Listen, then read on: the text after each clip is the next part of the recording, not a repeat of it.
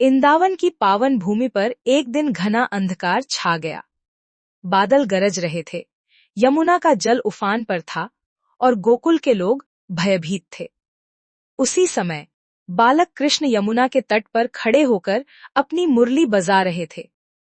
मुरली की धुन इतनी मधुर थी कि उफनती यमुना भी शांत होने लगी। गांव के एक युवक माधव के मन में बड़ा घमंड था।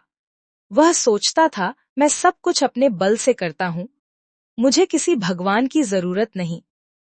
एक दिन माधव जंगल में लकड़ी काटने गया। अचानक तेज तूफान आया, पेड़ गिरने लगे और माधव रास्ता भटक गया। डर से उसका हृदय कांपने लगा। पहली बार उसे अपनी असहायता का एहसास हुआ। उसी क्षण उसे दूर से मुरली की वही धुन सुनाई दी। वह उस धुन की ओर बढ़ा।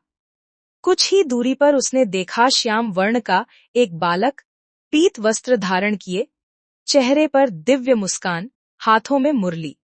कृष्ण ने मधुर स्वर में कहा, घमंड मनुष्य को अकेला कर देता है माधव, और विश्वास उसे रास्ता दिखाता है। कृष्ण ने अपनी मुरली जमीन पर रखी और कहा, जब तक यह खोखली है तब तक मधुर स्वर निकालती है।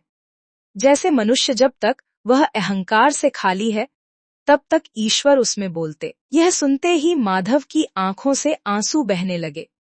उसका घमंड टूट गया। उसने कृष्ण के चरणों में सिर झुका दिया। अगले ही पल तूफान थम गया। जंगल शांत हो गया। जब माधव ने आंख उठाकर देखा, कृष्ण वहां नहीं थे। केवल मुरली की गूंज उसके हृदय में बस चुकी थी। उस दिन से माधव बदल गया। वह विनम्र, करुणामय